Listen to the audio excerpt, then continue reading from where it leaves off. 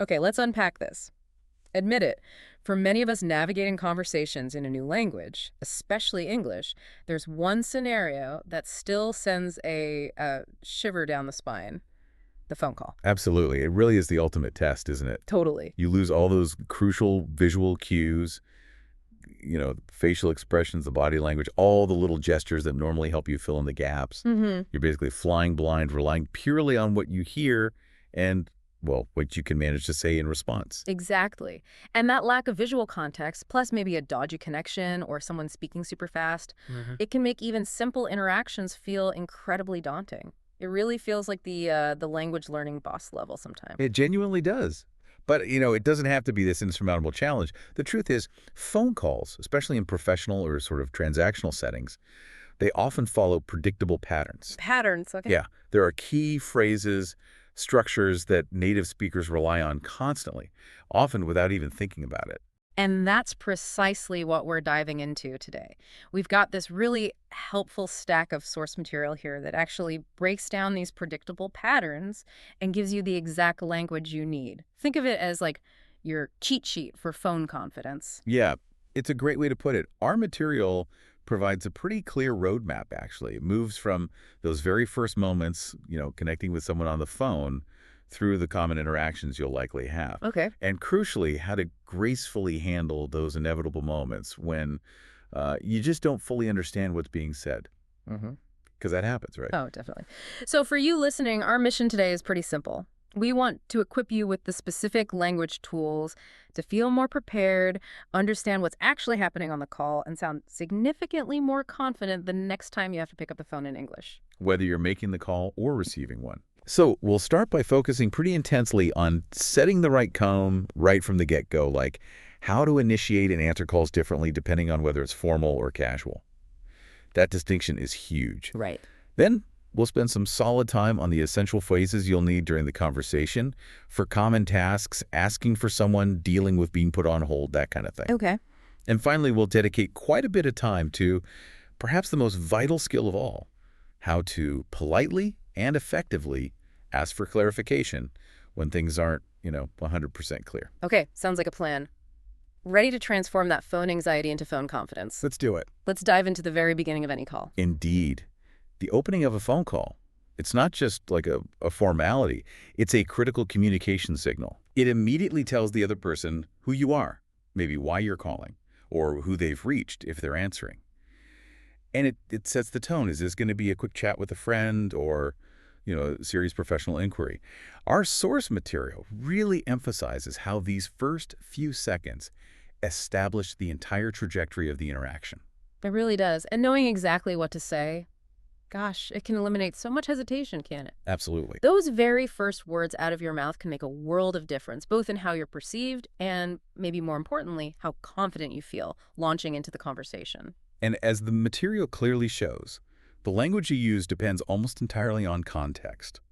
Are you calling, I don't know, your mate Pete to arrange going to the pub? Yeah. Or are you calling a potential employer about that job application you sent in?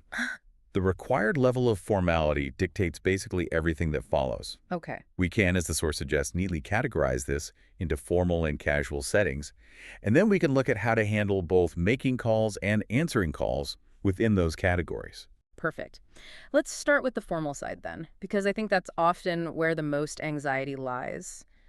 Calling businesses, official institutions, professionals you don't know well. Agreed. So what's the overarching goal when you're making a formal call, according to our sources? Well, the absolute priority is to sound polite, clear, and professional. You want to convey respect for the other person's time, respect for the environment you're calling into. Ambiguity is kind of the enemy here. Right. You want to be understood quickly and efficiently. Okay. Polite, clear, professional. Makes sense. Our material gives us some really tried and true structures for these formal openings, which is super helpful. The first one is maybe the most classic. Hello, this is your name. May I speak with person's name? Yeah, this structure is gold standard. It's professional, it's direct, it's polite. It covers all the essential bases immediately. Let's break it down a bit based on what the source implies. Hello? That's your standard, universally accepted formal greeting. Simple enough. Then this is your name. This is absolutely crucial. You have to identify yourself clearly. The person answering probably has no idea who's on the other end. Imagine just hearing, "May I speak with Sarah Miller?" The immediate thought is, okay, but who is this? Right, yeah. You need to know who's asking. Exactly. By stating your name first, you provide that necessary context right away. Okay. And then the request part. May I speak with person's name? This is where the politeness really comes in, using may I instead of can I. It's subtle, maybe, but it's distinctly more formal and polite in standard English. Why is that exactly? Well, traditionally, can I asks about ability, like, is it physically possible for me to speak with them? Whereas may I asks for permission. Do I have permission from you to speak with them? In a formal setting, asking for permission is the standard, more respectful way. Oh, okay. Permission versus ability. Got it. Right, so the source gives a perfect example. Hello, this is Michael Johnson. May I speak with Sarah Miller? It's concise, it's polite, gets straight to the point, leaves no room for confusion about who's calling and who they want to connect with. Simple, yes, but incredibly effective because it's what's expected in that formal context, right? Yeah, exactly. It follows the script. Now, what if you're initiating a business call and maybe you need to give a bit more context up front? Perhaps state the company you're calling from or the reason for your call right away. Yeah, that happens a lot. Our material covers this too. It offers a slightly more detailed structure, often used when you need to provide more context right from the start. It goes something like this. Good morning, afternoon. This is name your company from your company if applicable. I'm calling regarding reason. Okay, that's a bit more information packed in there. It is. It's a powerhouse phrase for efficiency, really. Using good morning or good afternoon, that's your time-specific, polite greeting. Again, this is your name, identifies you. And adding from your company immediately establishes your organizational context. Super important in business-to-business calls. Makes sense. And then getting straight to the point with, I'm calling regarding reason. Precisely. Regarding is standard professional language for stating your topic or purpose. It's formal, it's direct. The source gives this example. Good morning, this is Olivia Carter from Greenfield Bank. I'm calling regarding your account. Okay. That single sentence tells the person answering who you are, where you're from, and the specific subject of your call. They immediately know, okay, this is about an account. Maybe I need to put them through to the accounts team, or perhaps I can handle this myself. It shows respect for their time by being super clear and upfront. Yeah, that directness is efficient. Now, there's also a variation the source includes that feels maybe a touch less rigid, but still firmly in the professional zone. Hi, this is your name. I'm calling to purpose. Yes, this structure uses hi. Now, historically, hi was less formal than hello, but honestly, it's widely accepted and used even in many professional settings today, especially maybe in slightly less formal corporate cultures, or perhaps if you're calling someone you've maybe spoken to before, even briefly. So hi is okay in business sometimes. Often, yes. Though hello is always the safest bet if you're unsure. Then I'm calling to purpose is a very common and clear way to state your objective. I'm calling to schedule. I'm calling to inquire about. I'm calling to confirm. It's very versatile. Like the example given. Hi, this is David Thompson. I'm calling to schedule an appointment with Dr. Williams. Exactly. It's still polite, still efficient. The subtle difference between regarding and to here, functionally, it's minimal. Both clearly state the purpose. The choice between, say, hello, this is, may I speak with, and these more direct, I'm calling regarding to, structures often depends on your primary goal. Do you need to reach a specific person by name first? Then may I speak with is probably your starting point. Is your call about a general purpose that maybe anyone in the department could handle? Then stating the purpose up front with, I'm calling regarding to, might be more efficient. That makes sense. Okay, but what if you don't actually know the name of the specific person you need? Maybe you just know their job title or the department they work in. This must be a common hurdle. Oh, it's super common. And our source material explicitly addresses this. You still use the polite opening, you still identify yourself, but your request changes. Instead of asking for Sarah Miller, you ask for, say, someone in the customer service department or the hiring manager. Okay, so the structure adapts. Like the examples, hello, this is Emma Scott. May I speak with someone in the customer service department? Perfect. Or, hi, this is Daniel Parker. I'd like to speak with the hiring manager about a job opening. Precisely. You're being as specific as you possibly can with the information you actually have. Someone in the customer service department is necessary if you have a general service query and don't need a specific agent by name. Asking for the hiring manager is very focused when your call is about employment opportunities. The key is being clear about what type of help or what role you need, even without a name. It helps the person answering connect you correctly the first time, saving everyone time. Right, directing them effectively. Now, okay, you've delivered your perfect opening, but the person you actually want to reach might not be available. This happens all the time. All the time. Meetings, out of office, already on another call. And the source material prepares us for the typical responses we'll likely hear in that situation. Yes, and being prepared for this is so key to not feeling flustered or put on the spot. You'll probably hear something explaining why the person isn't available, followed by an offer. Common reasons mentioned in the source examples include things like, "I'm sorry, person is in a meeting right now. Would you like to leave a message?" Okay, in a meeting, very common. Or, "Unfortunately, person is out of the office today. Can I take a message for you?" Out of the office, another standard one. Exactly. And the key part for you as the caller is hearing that offer. "Would you like to leave a message?" Or, "Can I take a message for you?" Hmm. They're asking if you want to provide information for the person to receive later when they're available. Understanding that this question is probably coming allows you to anticipate it and react smoothly. So the ultimate takeaway from the source material on this point seems to be always, always be ready to leave a message. Absolutely. Don't get caught off guard. Have a brief version of your purpose ready, and definitely your contact information, usually your name and phone number. Have that little message planned out in your head or even jot it down so when you hear, "Can I take a message?" you can just smoothly deliver it. Good advice. Okay, let's take a complete 180-degree turn now. Let's talk about calling a friend, family member, someone you know, well, casual settings. The vibe is entirely different here. Oh, completely different. Worlds apart. The goal here isn't really formal politeness. It's about sounding relaxed, natural, personal. All that structured language, the may I, the regarding, Mhm. it just goes out the window. You want to sound like yourself talking to someone you know. And the source gives us exactly the kinds of casual openings you'd expect. Things like, hey, friend's name, what's up? Classic. Hi, friend's name, do you have a minute? Yeah, checking availability. Hey, friend's name, how's it going? Another standard greeting. Hi, friend's name, are you free to talk now? Right. These are really the bread and butter of informal phone calls in English. Hey and hi are your standard casual greetings. Phrases like, "What's up?" and "How's it going?" are super common. Idiomatic ways to basically say, "Hello, how are you? What's new?" They invite a casual response about how things are generally going before you get to your reason for calling. And asking about availability. Do you have a minute? Or are you free to talk now? That seems polite, even for friends. It is. It's just a quick check before you launch into whatever you wanted to talk about. It shows respect for their time, even in a casual context. Maybe they're busy, maybe they're in the middle of something. It gives them an easy out if now isn't a good time. The source also highlights the general characteristics of these casual calls. Obviously, using first names right away, the prevalence of contractions, which make spoken English sound so much more natural informally. Oh, definitely. Contractions are key. I'm, you're, we're, it's don't, can't, isn't. Using these constantly is absolutely essential for sounding natural in conversation. Avoiding them can make you sound a bit stiff or robotic in casual chats. Right. And the source also mentions what happens if a friend doesn't answer. The expectation is usually different from a formal call, right? Yeah, much less formal.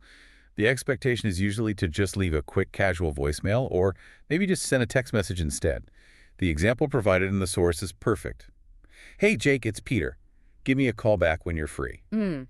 Notice the contrast there with leaving a formal message. Huge contrast. It's brief, identifies the caller, simply, "It's Peter," and uses a very casual imperative request, "Give me a call back." Compare that to a formal, "Please return my call at your earliest convenience regarding the Johnson account." The tone completely reflects the relationship. So that's initiating calls, formal and casual covered pretty well. Now, what about being on the receiving end? Answering the phone. Again, the source shows this dramatically changes based on who might be calling you or what phone you're even answering. Absolutely. If you're answering a dedicated business line at work, your response needs to be professional, informative, helpful. If you're just answering your personal mobile, the standard is usually much, much more relaxed. Unless, maybe, you're specifically expecting an important professional call on that line. Okay, let's look at formal answering first. Like, if you work in an office or for a company and the main line rings. Right. The source gives us the blueprint for a standard professional answer. The examples are great. "Hello, thank you for calling Anderson & Co. This is Daniel speaking. How can I help you?" Okay. And good afternoon, this is Jennifer from Elite Marketing. How may I assist you today? This structure is standard for a very good reason. It's incredibly efficient and provides all the necessary information right up front. Let's break that down too. Sure, you start with a polite greeting. Hello, good afternoon. Then, crucially, you often thank the caller for reaching your company. Thank you for calling company name. This is a nice touch. Then you identify both the company and yourself. This is your name speaking, or this is your name from company name. And finally, you clearly offer assistance. How can I help you? Or, the slightly more formal, how may I assist you today? So it tells the caller immediately, you've reached the right place, here's who I am, and I'm ready to help. Precisely. It manages expectations perfectly. It confirms they've called the right place, identifies who they're talking to, and shows you're ready and willing to engage with their query. It's basically the default professional script globally. And now compare that to answering your personal phone when you're pretty sure it's a friend or family calling, as shown in the source examples. Hey, it's Alex. Much shorter. Yeah. Or, hello, what's up? Still casual. Or maybe if you see the caller ID, hi, Sophie, how's your day going? See the huge difference. Much shorter, much less structured. You might just say your name. Hey, it's Alex. Or use a general casual greeting. Hello, what's up? Or combine a greeting with a casual question if you know who it is. Hi, Sophie, how's your day going? There's absolutely no need to thank them for calling or formally offer assistance. It's just an assumed peer-to-peer interaction. The contrast is really stark, isn't it? Professional requires structure, information, offer of help. Casual requires just recognition and connection, really. Exactly. And knowing which register, which style to use is honestly half the battle. Having these standard phrases in your pocket provides the framework so you don't have to think about it too much in the moment. Okay, let's actually try to put some of this into practice, like the source suggests, but let's make it a bit more concrete. Imagine you're the receptionist at, let's say, Sunnyvale Dental Clinic. The phone rings. Okay, take a moment, picture it. How would you answer using that formal structure we just discussed from the source? Okay, good one. Close your eyes for a second maybe, or just think about it. Ring, ring. You pick up. What's the first thing out of your mouth? Okay, maybe something like, good morning, thank you for calling Sunnyvale Dental Clinic. This is my name speaking. How can I help you? Perfect. That hits all the marks. Mm-hmm. Or maybe slightly shorter. Hello, Sunnyvale Dental Clinic. This is my name. How may I assist you? Either works beautifully. Trying these out loud, even just whispering them to yourself, really helps internalize the structure. It makes it feel less foreign, more automatic. Yeah, it's like practicing lines for a play, isn't it? Exactly. The more you rehearse, the more natural it feels when the curtain goes up, or in this case, when the phone actually rings for real. That feeling of being prepared, knowing what you're going to say, it's just so crucial for confidence. As you mentioned earlier, what's fascinating here is how these seemingly tiny differences in phrasing totally change the context and the expectation of the call. It's true. Choosing may I over can I, adding the company name, using regarding versus to, that simple shift from hello to hey. These are all small linguistic cues, but the listener picks up on them instantly. They set the stage for the entire conversation that follows. Absolutely. And mastering these cues gives you, the speaker, control over that critical first impression. It ensures you're starting the call on the right foot, whether you need to be formal and professional or relaxed and casual. So we've thoroughly covered initiating and answering calls now. What about the middle part, the actual conversation itself? Once the opening is done, what essential phrases does our source material highlight for managing the flow and handling common actions during a call? Right. These are the phrases that help you navigate the standard procedures or make requests once you're actually connected and talking. They handle common scenarios that pop up all the time during business calls, and sometimes even during slightly more formal personal calls, too. Okay, first up, asking to speak to someone else. Maybe you got connected to the wrong person initially, or you need to be transferred from the receptionist to a specific department. Yeah, happens often. The source gives us polite ways to make this request once you're already talking to someone. Examples include, may I speak with Jessica Adams, please? Oh, Again, that may I. and the please at the end. Nice touch. Always a good addition. Another option is Mark Roberts available. Mm-hmm. Also very common. Direct but still polite. And then, Okay. could I speak to someone in the billing department? Using Cody here again. Yeah. Very polite request form. And we see that pattern again. If you don't have a specific name, you ask for the department or the position. Exactly. Could I speak to someone in the billing department? Is perfect if you have a billing question. You might also say something like, could you connect me with someone who handles technical support? Or, I need to speak to the manager in charge of returns. Being clear about the type of help you need or the function of the person you need is key here. It guides the person you're currently speaking to towards connecting you with the right expert or team efficiently. Right. And we've already touched on this, but the source reiterates the common responses you'll likely hear if that person isn't available, reinforcing just how standard these phrases are. It's good to hear them again. Definitely. Recognizing these phrases when you hear them is just as important as knowing how to say them yourself. You'll know immediately what the situation is and what the likely next step is. So you might hear, I'm sorry Jessica's not available right now. Would you like to leave a message? Okay, not available right now. Or, Mark is out of the office at the moment. Can I take a message? The difference between not available and out of the office is slight rich. Maybe one implies temporary unavailability, like on another call or stepping away. The other longer term, like gone for the day or on leave. But the result for you is the same. They're offering to take that message. Which we've already established you should be prepared for. Exactly. Be ready with your name, number, and brief reason for calling. Okay, another really common action, especially in formal or business phone calls, is being put on hold or being transferred to a different person or department. Yes, these are standard procedures in almost any business environment. Our source material provides the language you might use if you need to put someone on hold. Maybe you're the one answering, or what you'll likely hear if it happens to you as the caller. So if I need the other person to wait while I look something up. You'd use phrases like, please hold for a moment, very standard, polite instruction. Or maybe something a bit more explanatory, which is often better. Can I put you on hold for a moment while I check that for you? Mm. Adding the while I check that for you tells them why they need to wait, which people usually appreciate. And phrasing it as a question, can I put you on hold, is very polite, as it asks for their implicit permission. Right. Explaining the why is good, and for actually transferring the call to someone else. The source gives us phrases like, let me transfer you to the sales department, or I'll connect you with Lisa in customer service. Both transfer and connect are very common verbs used to mean routing the call to someone else. Functionally, they mean the same thing here. And it seems important to say where they're being transferred. Absolutely crucial. You need to state clearly where or to whom you're transferring the call. Let me transfer you to sales. I'll connect you with Lisa. This manages their expectation for who they'll be speaking to next and what that next part of the conversation might be about. Keeps them oriented. Okay. And now, crucially, what about phrases we might hear if we are the ones who have been patiently waiting on hold? The source reminds us that when the person comes back, they'll usually acknowledge the wait. Yes, definitely. It's standard polite practice. You'll typically hear something like, thank you for holding. I appreciate your patience. Nice and polite. Or maybe, sorry for the wait. How can I assist you? These are just standard ways to acknowledge the interruption.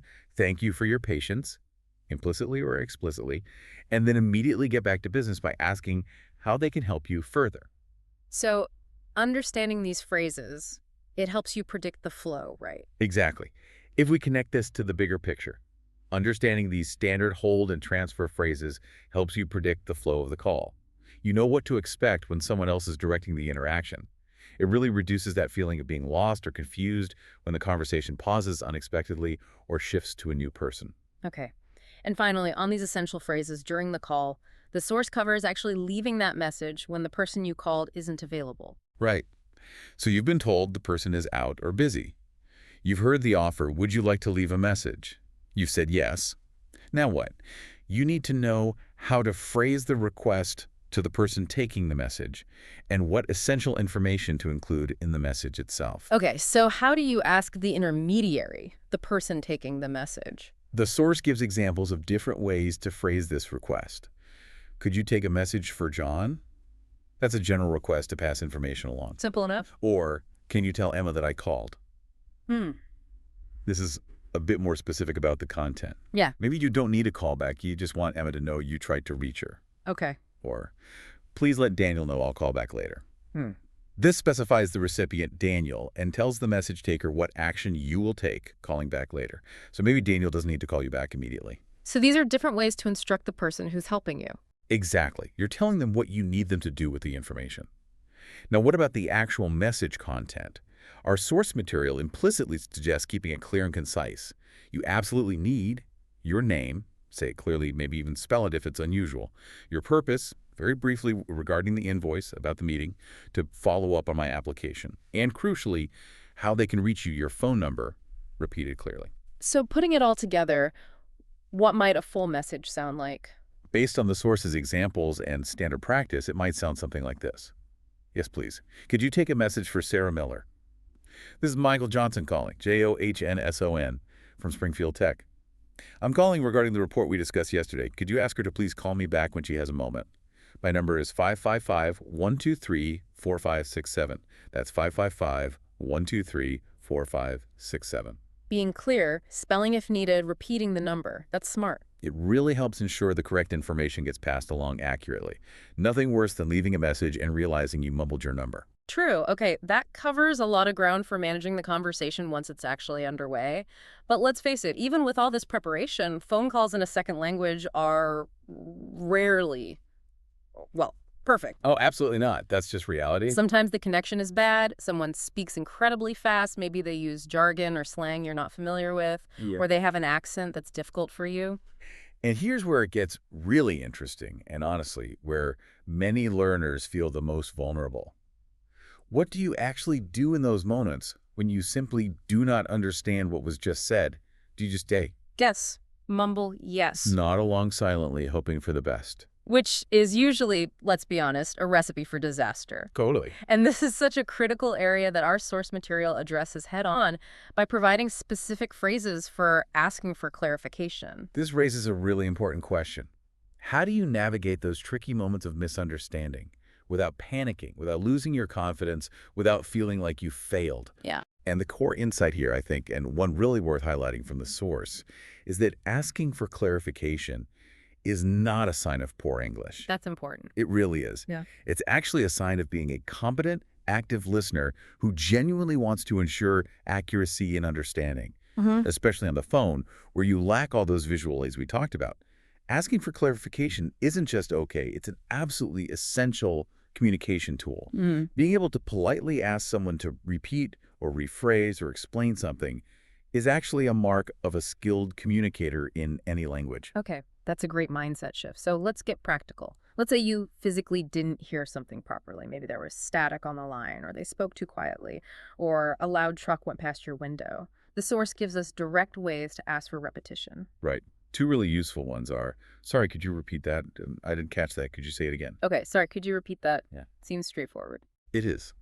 Adding sorry just softens the request, makes it polite. Could you repeat that? Is the most direct way to ask someone to say the exact same thing again. And the other one, I didn't catch that. Yeah, I didn't catch that is a very common, very natural sounding idiom in English. It basically means I didn't hear or I didn't understand what you just said. It's a fantastic phrase to have. It's usually followed by a request like, could you say it again?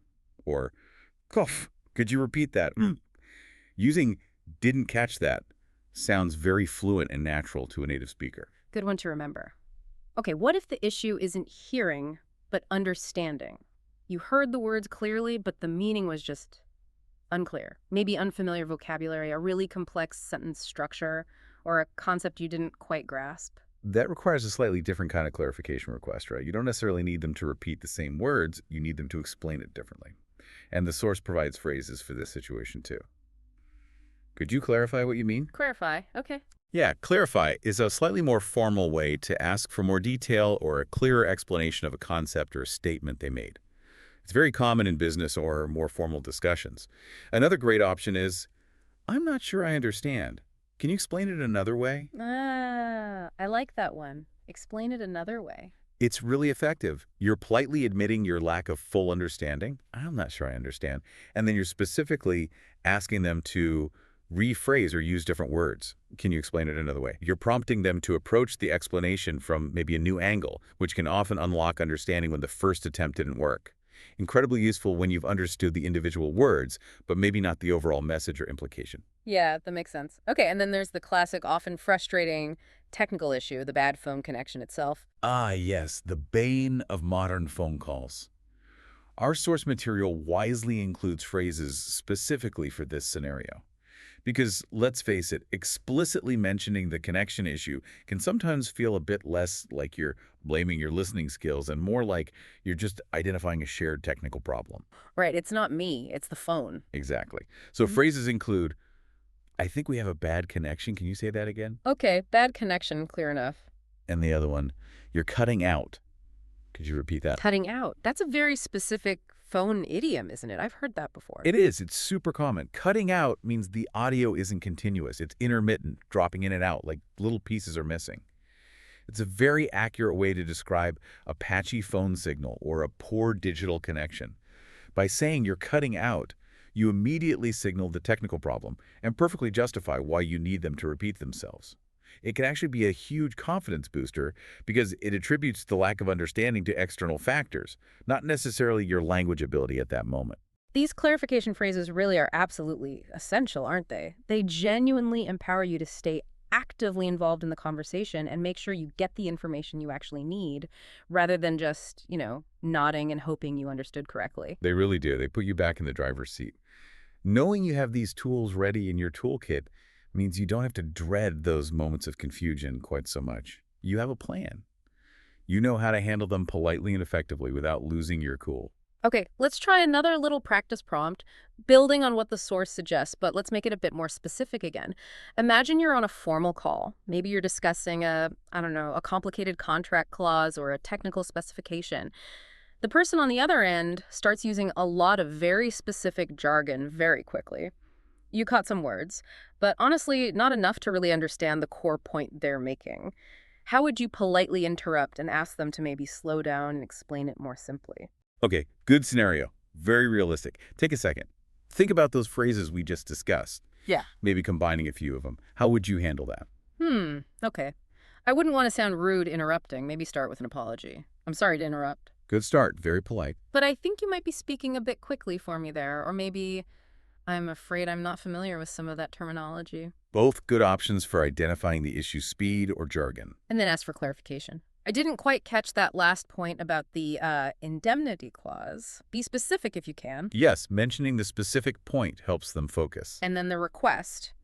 Could you perhaps explain that part again, maybe a little more slowly? Or could you explain what indemnity clause means in this context? Perfect. That feels much, much better than just blurting out what or slow down. It's polite. I'm sorry to interrupt. It identifies the problem clearly, speed, jargon, specific point missed, and it makes a clear request for how they can help you understand. Explain again. Explain more slowly. Explain the term. It feels more collaborative, too, somehow. Exactly. Combining the phrases allows you to be more precise about why you're struggling. Is it Yeah. the words, the speed, the concept itself? And using these clarification phrases, it doesn't just help you understand, it actually demonstrates to the other person that you are engaged, you're listening actively, and you're committed to clear communication. Yeah. That helps maintain a professional, calm, and ultimately much more confident demeanor throughout the entire call, even when you hit a bump. Wow, okay. We've really covered the entire arc of a phone call using this source material as our guide. From that potentially anxiety-inducing opening moment, through all those common interactions and procedures during the call, Yeah. right up to the crucial strategies for handling those inevitable misunderstandings. We really have. We've broken down how to initiate and answer calls appropriately, tailoring your language for both formal and casual contexts. We've explored the essential phrases you need for managing things like holds, transfers, and leaving effective messages. And perhaps most importantly, we've armed you with the specific language needed to confidently ask for repetition or clarification whenever things aren't perfectly clear. And the key takeaway, the thread that runs through all of our source material and our whole discussion today seems undeniable. Feeling significantly more confident on the phone in English comes directly from being prepared. Absolutely. 100%. Having these specific phrases ready, practiced in your mental toolkit for all these common situations, it dramatically reduces that fear of the unknown, doesn't it? And it reduces the panic when things inevitably don't go exactly to plan. It really does. These techniques provide you with a kind of ready-made script for the predictable parts of phone communication. And knowing you have that script frees up your mental energy. Instead of scrambling to invent the right polite phrase on the spot, you can focus more of your attention on understanding the unique content and the specific details of this particular conversation. You're not trying to build the car while driving it. You're drawing on established patterns. That's a great analogy. So, for you listening, maybe take a moment now to think about your own past experiences with phone calls in English. Which parts have felt the most difficult or the most nerve-wracking for you personally?